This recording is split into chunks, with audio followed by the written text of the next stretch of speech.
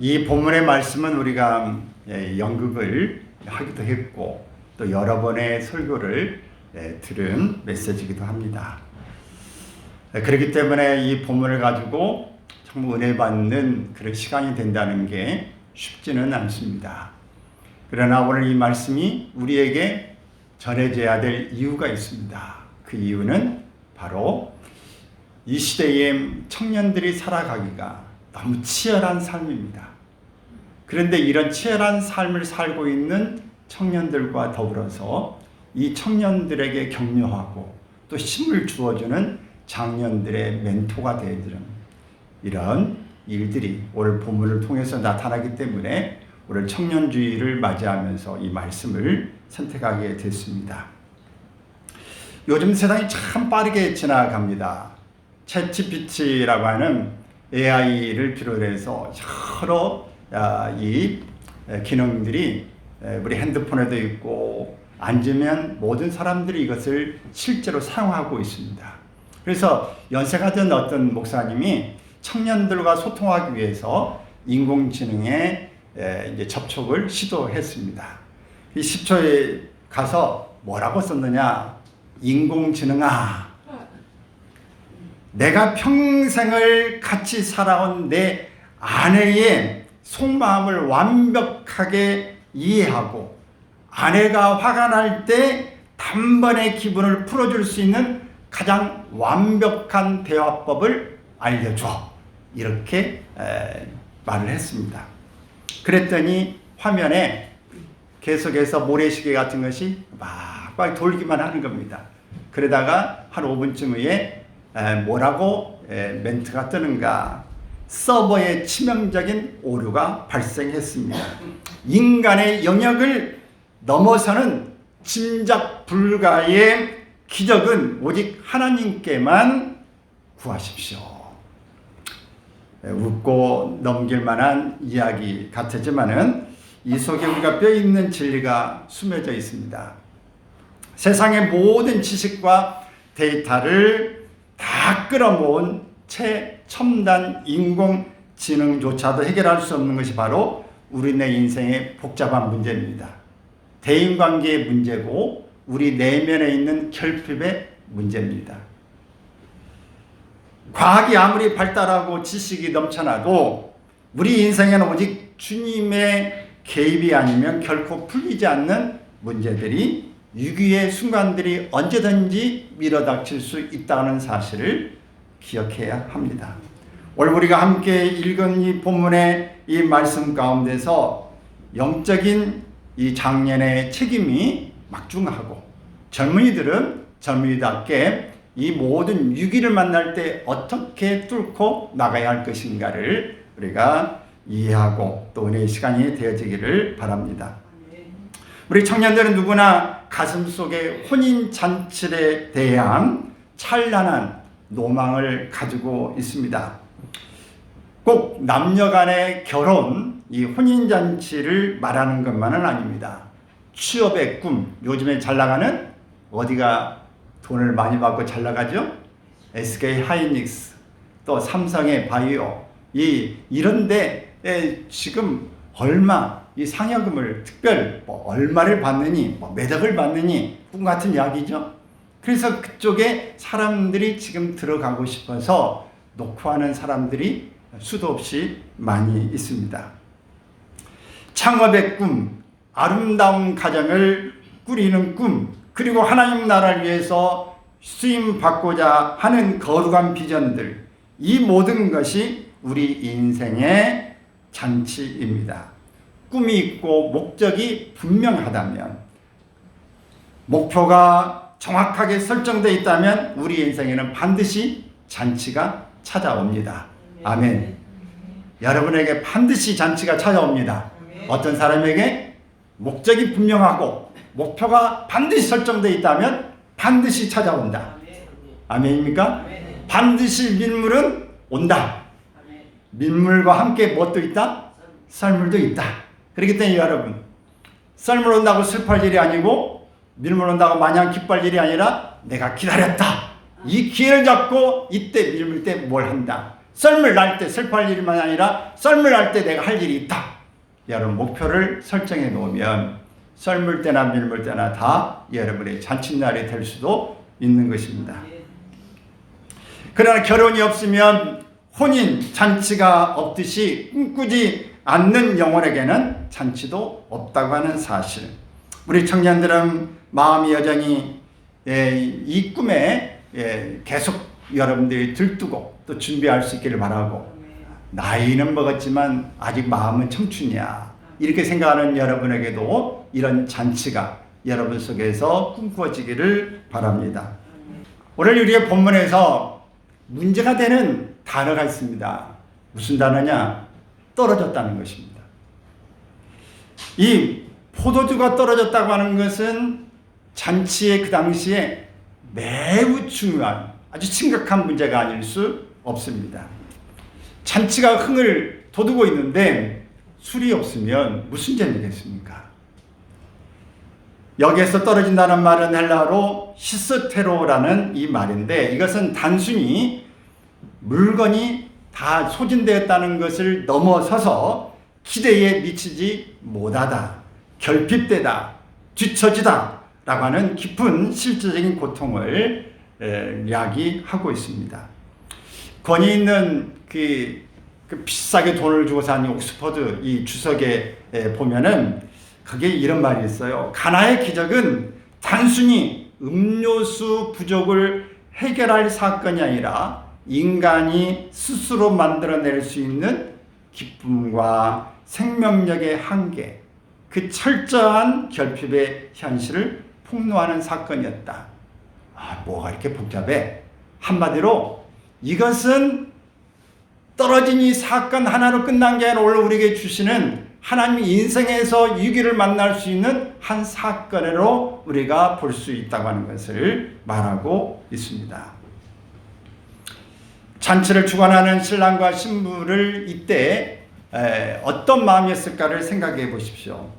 그들은 자기들의 잔치에 포도주가 떨어질 것이라기라고는 상상도 하지 못했습니다. 가장 행복해야 될 순간이 가장 끔찍한 수치의 순간으로 뒤바뀔 위기의 순간이었습니다.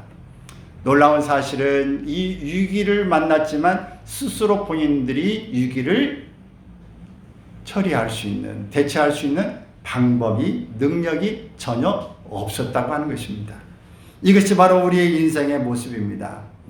결혼하기 전에 잘 될 것 같았는데 파기가 되어버리는 일이 생기고, 취업의 문턱에 다 갔다고 생각했는데 마지막 관문에 떨어지고, 직장 생활의 입문 과정이나 치열한 생활, 이 사회생활 가운데서 또 굳게 믿었던 사람들과의 관계가 끊어져 버리는, 이렇게 인생의 포도주가 수시로 바닥을 드러냅니다. 그때 우리는 뼈저리게 깨닫습니다.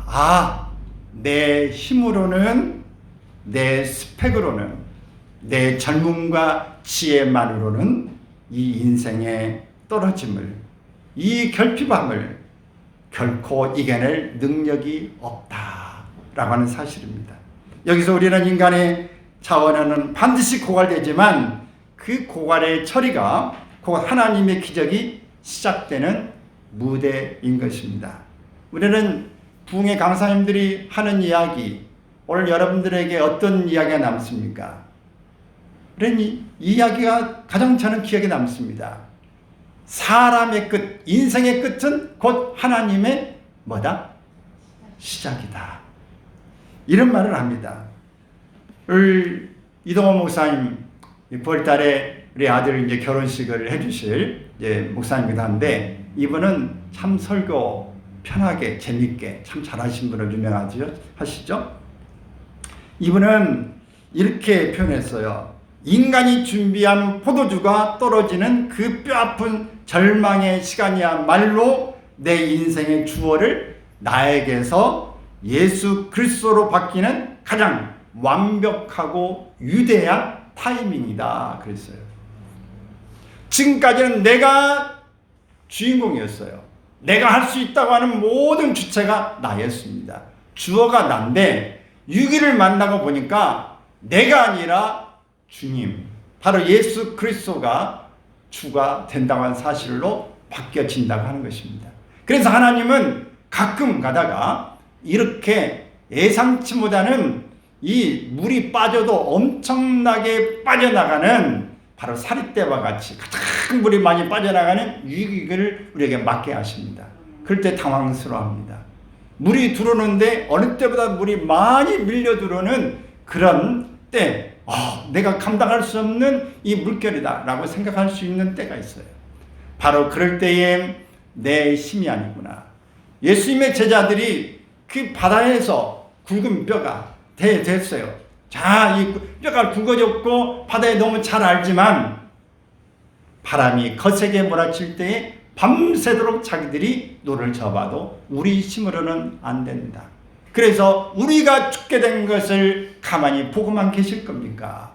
라고 주님께 요청드렸던 것처럼 자신이 주어가 아니고 내가 주인이 아니라 이 일의 해결자는 바로 주님이라는 사실을 고백할 수 있는 것이 위기를 만났을 때입니다.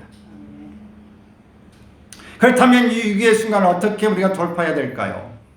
위기를 기적으로 바꾸기 위해서는 진정한 해결자를 찾아서 은밀하게 요청하는 지혜의 네트워킹이 필요합니다. 당사자들은 해결할 능력이 없었지만 그 잔치 자리에서 놀라운 영적 멘토가 한 분 계셨어요. 바로 예수님의 누구였을까요? 어머니였습니다.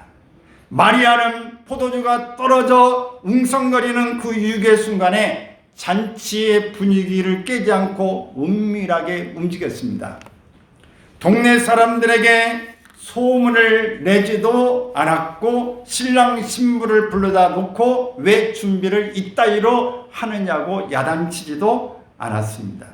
마리아는 곧바로 아주 조용히 예수님께로 향했습니다. 그리고 딱 한마디를 던졌습니다. 저들에게 포도주가 떨어졌다. 여러분, 이것이 바로 영적 네트워킹이고 중보 기도의 힘입니다. 이 시대의 청년들에게는 지식도 중요하고 스펙도 중요하지만 정말 필요한 것은 내 인생의 위기를 곁에서 지켜보며 분위기를 깨지 않고 조용히 주님께로 나아가 줄 영적 멘토, 중보 기도자가 필요한 것입니다. 오늘 우리가 믿음 생활을 하고 나이가 좀 이제 들고 여기에 연륜이 있는 분들은 또 부모가 되신 분들은 가정에서는 자녀들에게 어떻게 이들에게 멘토가 되어줄까, 줄 수 있을 것인가를 생각 많이 했을 것이고, 가정 이 교회에서도 나이가 드신 분들, 목회자들의 사역자들을 비롯해서 분들이 성도들이나 주변에 어려움을 당하는 젊은이들을 만날 때 어떻게 대해줘야 될 것인가를 우리가 많이 고민했을 것입니다. 근데 요즘에 인공지능 시대를 살아가는 우리들에게 특히 젊은 사람들 다 지금 사용하고 있으시죠? 얼마만큼 유용하게 사용하느냐에 따라서 여러분들의 삶이 굉장히 달라져 있을 것입니다. 근데 우리에게 가장 필요한 능력은 단순히 지식을 많이 아는 것이 아닙니다. 인터넷의 지식은 널려져 있습니다. 중요한 것은 그 거대한 지식의 바다에서 내가 원하는 답을 끌어내는 능력, 즉 프롬프트라고 그렇죠. 다시 말해서 질문하고 요청하는 능력입니다. 무엇을 요청하느냐에 따라서 무엇이 나옵니다. 여러분 집에서 자녀들이 엄마 밥 줘 그러면 뭐가 나와요? 밥이 나와. 엄마 감 줘 그러면 뭐가 나와? 감 나와. 떡 줘 그러면 떡 사다가도 줘. 만들어주든지. 무엇을 말하느냐가 중요한 것입니다. 오늘 수많은 지식이 있지만 거기에 내가 필요한 걸 정확하게 요청하는 글을 쓰는 것이 중요한 것입니다. 우리의 기도도 이와 같습니다. 막연하게 기도하는 것이 아니라 그림을 그리듯이 생생하게 주님께 구체적으로 요청하는 기도의 프롬프트가 중요합니다. 그래서 인공지능을 다룰 때도 기초 지식이 있어야 됩니다. 그게 없으면 할 수가 없어요. 저도 이 타이핑을 하기 시작한 것이 제가 이 청년 때 고등학교를 막 졸업하고 공무원에 들어가면서 배웠으니까 타이핑을 하는 것이 이 컴퓨터 시작하는 것이 벌써 뭐 얼마 한 40년 가까이 40년도 넘었죠. 이 긴 시간이 이렇게 지났는데 그 뒤에 하늘이 바뀌었어요. 그리고 이 컴퓨터를 쓰는 게 다른 사람보다 제가 뭐 밑에는 아닙니다. 그런데도 이렇게 잘 이용하는 방법을 제대로 모를 때에는 좋은 걸 쓸 수가 없어요. 요즘에 지금 책을 쓰면서 제가 많이 배웁니다. 어제도 하루 종일 매달려서 그 계속 이게 책을 쓰는데 묻고 이게 답하면서 굉장히 그런 것들 하면서 이게 참 엄청나게 제가 배웁니다. 가면서 그래서 이런 과정들을 여러분 보는데 여러분들이 어떤 걸 질문하고 어떤 걸 배우고 싶어 할 때 그 속에 들어가면 여러분이 배움을 얻을 수 있는 것들이 참 무궁하게 널려져 있구나. 여러분 속에서 지금 여러분들이 하고 있는 꿈꾸고 있는 것들을 젊은 사람들, 청년들이 오늘 특별히 어떻게 펼쳐나가야 될 것인가 하는 문제들을 좀 더 고민하면서 집중도를 높이기를 바라고 그냥 사람들이 이렇게 지식이 많아라가 아니라 접근하는 법을 알지 못하면 제대로 우리가 내 것으로 찾아낼 수가 없다고 하는 사실을 기억하기 바랍니다. 평소에 우리가 말씀을 계속 읽어야 하나님과의 영적인 통로가 열려요. 대인관계가 원활해져야 우리가 필요할 때에 중요한 그 사람들과의 관계 속에서 도움을 얻을 수 있습니다. 그래서 여러분들이 믿음이 있는 사람들, 오늘 기도하는 사람들을 통해서 영적 중보자들을 여러분이 많이 연결할 수 있기를 바랍니다. 식사를 한 끼 사더라도 부탁을 그렇게 하기를 바랍니다. 관계가 맺어지지 않았는데 부탁한다고 쉽게 그 깊이 있는 기도를 받을 수가 없는 것입니다. 제가 지난주에도 말씀을 드렸지만 이제 권사님들, 집사님들이 많이 이제 모인 가운데 이제 이렇게 강의를 이렇게 하고 난 다음에 두 분 이야기를 했죠. 여러 사람들이 있지만 한 분은 목사님 꼭 목사님 말씀을 기억하고 그렇게 살아가겠습니다. 그렇게 말하는 사람. 또 한 사람은 목사님 최고예요. 제가 목사님 위해서 꼭 기도하겠습니다. 이런 이 두 부류의 사람들이 있었는데 오늘 그것을 통해서 영적인 네트워킹이 연결된 거예요. 나를 위해서 기도해 줄 수 있는 사람을 만들었다는 것. 그리고 필요할 때에 우리가 중보기도를 요청할 수 있다는 것이 여러분들에게 매우 필요합니다. 여러분이 사람과의 관계에는 이 네트워킹을 갖는 것은 굉장히 중요합니다.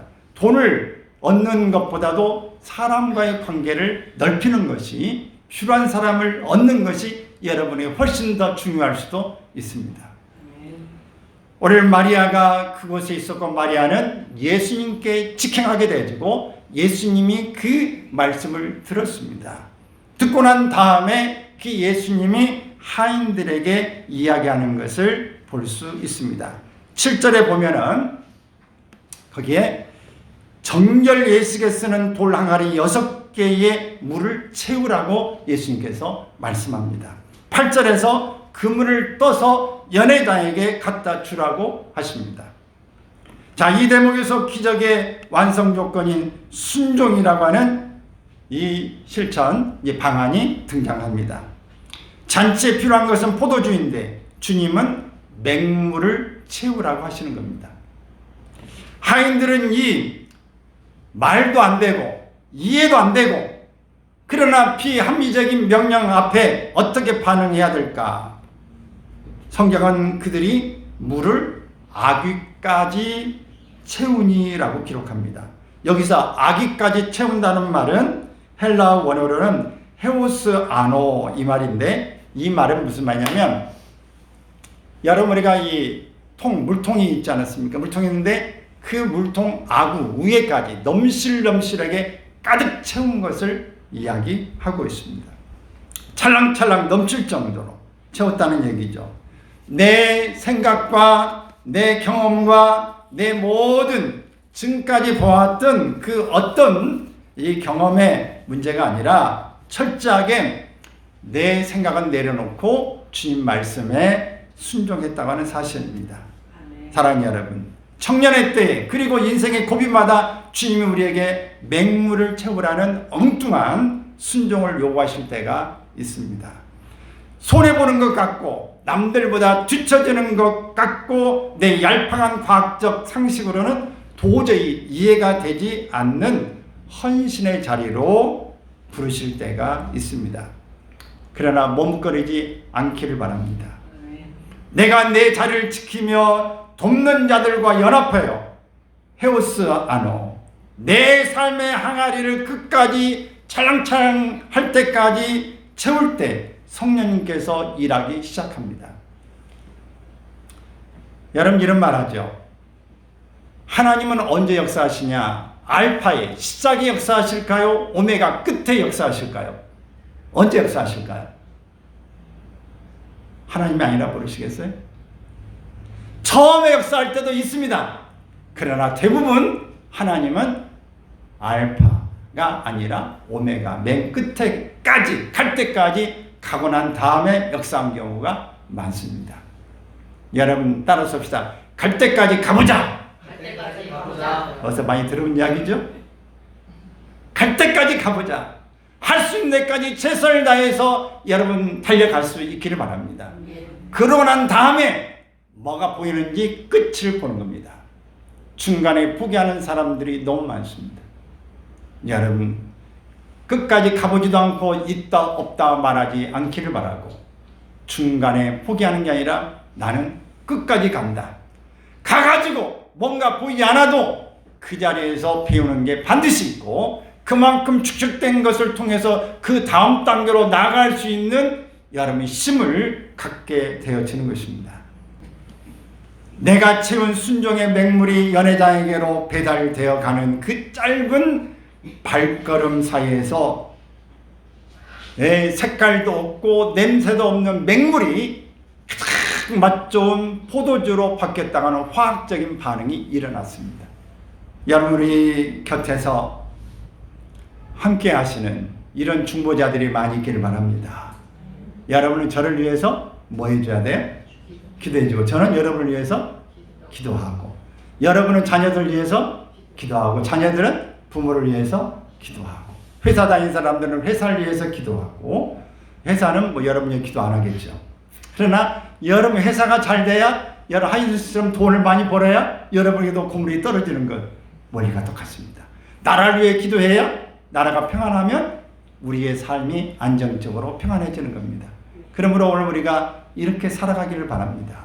김희동이 기독교 방송 CBS에 새롭게 야소서에 출연했던 사회적 기업 브라더 스키퍼의 김성민 대표라는 분이 계세요. 이분은 이제 간증하는 가운데서 그의 출신이 바로 보육원, 바로 고아원에서 살았다고 하는 이야기를 했습니다. 세상에 의지할 곳 하나 없이 인생의 빈 항아리만 끌어안고 방황하던 청년이었습니다. 세상의 잣대로 보면 포도주는커녕 맹물조차 말라버린 절망적인 상황이었습니다. 그런데 그의 곁에는 이름 없이 그를 위해 기도해주고 밥을 사주고 조언해주는 믿음의 멘토들, 수많은 마리아들이 있었습니다. 그들의 조용한 중보와 섬김 속에서 그는 주님을 만났습니다. 그리고 주님의 말씀에 순종하여 자신처럼 상처받고 보육원을 퇴소하여 거리에 내몰린 자립 준비 청년들을 돕는 기업을 세웠습니다. 돈 한 푼 없이 시작한 무모한 순종이었지만 그가 맹물을 떠다 나르는 심정으로 헌신했을 때 하나님은 기업가들과 돕는 자들을 붙여주셨습니다. 그리고 지혜의 섬을 터뜨려 주셨습니다. 수많은 청년들이 그의 곁에서 죽음의 문턱을 넘어 다시 살아나는 기적을 경험하고 있습니다. 내 인생의 잔치는 끝났다고 절망하던 한 청년이 이제는 다른 수많은 사람들의 인생을 잔치판으로 만들어주는 기적의 유통자가 되어진 것입니다.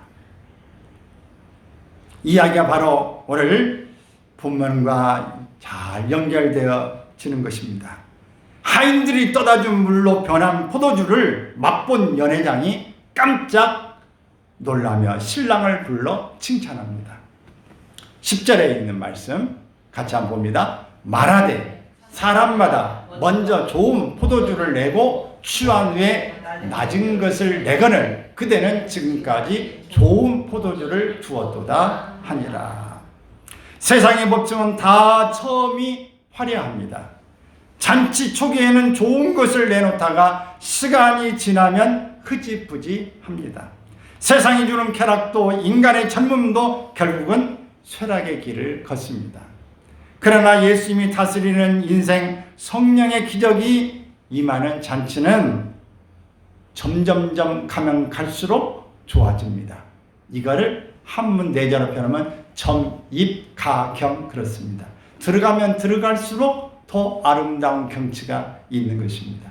가면 갈수록 좋아집니다. 가면 갈수록 향기롭습니다. 오늘 주님 안에서 오늘 처음 시작에서부터 계속해서 쉬지 않고 정전에 가면 더 좋은 길들이 여러분들이 한 번도 가보지 않는 신비스러운 길을 여러분이 발견해 낼 줄로 믿습니다. 그래서 세상의 모든 이 기쁨은 점점 줄어들지만 우리가 주님 안에서 가는 길은 점점 그 기쁨과 즐거움이 소망이 커져간다는 사실이 오늘 세상의 것과 다른 점이라고 하는 것을 기억할 수 있기를 바랍니다. 그렇습니다. 우리 주님 안에 있는 여러분의 인생은 끝이 아닙니다. 지금이 바닥인 것 같지만 우리 주님이 보시고 멈추시고 말씀하시면 상황은 역전됩니다. 무덤 속에서 썩어가 냄새가 나는 청년 나사로를 예수님이 향해 갔습니다. 그리고 뭐라고 말씀하셨어요? 그 무덤문에 가서 무덤 돌을 열어놔라, 치워라. 그리고 나사로야 나오라고 말씀하실 때 나사로가 수족을 다 동인 채로 나왔다고 말씀하고 있습니다. 또 예수님도 청년이셨지만 청년들을 더 살려냈습니다. 또 나인성이라고 하는 그 성에 상해를 메고 한 과부가 처절하게 우는 장면을 보셨습니다. 예수님이 제자들과 가다가 그 행렬을 보고 멈춰 섰습니다. 그리고 상해를 가서 그 사연을 듣고 그 관을 향해서 청년을 향해서 일어나라고 말합니다. 그럴 때 청년이 살아났습니다. 죽은 자, 냄새난 자가 살아났습니다. 상해를 메고 이미 죽어 나가고 있는 청년이 살아났습니다. 오늘 사랑하는 여러분, 오늘 청년은 힘입니다. 꿈입니다. 여러분 속에 죽어 있는 것 같지만 여러분 속에 주님이 오셔서 멈추시고 말씀하시면 반드시 살아나는 것입니다. 오늘 주님 내게 말씀하옵소서. 그리고 복음서가 있죠. 주님 말씀하시면 내가 나아가리라. 여러분 주님이 오셔서 여러분이 말씀하실 때 나아갈 수 있기를 바랍니다. 주님 말씀하시면 반드시 기적이 일어납니다. 주님이 맹물을 채워라 떠다 주어라 그럴 때에 기적이 일어나는 것입니다. 오늘 우리의 삶에 뭐 그런 일이 있어 어떻게 그런 일이 일어날 수 있을까? 일어날 수 있습니다. 여러분들의 상식으로 여러분 생각으로 뛰어넘는 일들이 얼마든지 일어난다고 하는 것을 기억하시기를 바랍니다. 청년은 죽어도 다시 살 수 있습니다. 영적으로 환경적으로 완전히 질식해버릴 것 같은 위기 속에서도 주님이 개입하시면 영원히 잃을 수 없는 칭찬과 추억의 잔치로 뒤바뀌어질 수 있는 것입니다. 이 시인의 시 가운데 이런 구절이 있습니다. 가장 아름다운 열매를 위하여 이 비옥한 토양에 젊음을 묻자. 여러분 말씀 안에서 주님 안에서 여러분의 젊음을 묻으시길 바랍니다. 그 젊음을 묻을 때 그 비옥한 땅에서 몇 배가 일어나요? 30배, 60배, 100배가 일어납니다. 길가도 아니고 돌짝밭도 아니고 가시덤불도 아닌 욕토에 여러분의 젊음의 씨를 뿌리시기를 바랍니다. 말씀의 토양에 여러분 젊음을 거기다가 넣기를 바랍니다. 우리가 부르는 찬양 중에 주가 일하시네라는 은혜로운 복음성가가 있습니다. 이 가사가 이렇습니다. 날이 저물어 갈 때, 빈들에서 걸을 때, 그때가 하나님의 때, 내 힘으로 안 될 때, 빈손으로 걸을 때, 내가 고백해 여호와 이래. 주가 일하시네, 주가 일하시네. 주께 아끼지 않는 자에게 주가 일하시네, 주가 일하시네. 신뢰하며 걷는 자에게, 주님을 신뢰하면서 걷는 자에게 주님이 뭐 하신다? 일하신다. 우리 찬양을 한번 보겠어요? 나의 저물어 갈 때, 빈들에서 걸을 때, 그때가 하나님의 때. 내 힘으로 안 될 때, 빈손으로 걸을 때, 내가 고백해 여호와 이래.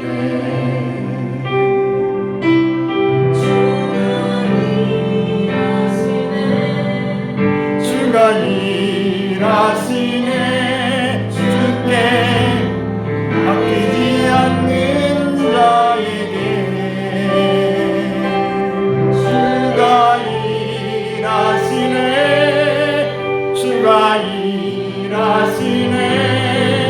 신뢰하며 걷는 자에게. 아멘.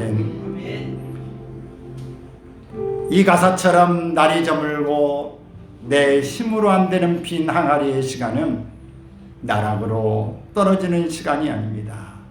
나와 내 가족, 내 이웃과 나라를 더 좋은 잔치로 이끄시기 위해 주님이 일하시기 시작하는 시간인 것입니다.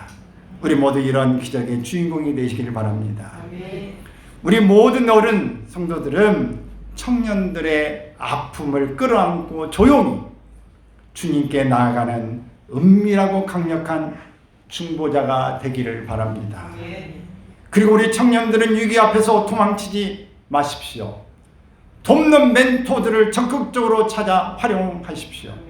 주님께 믿음으로 프롬프트를 날리십시오.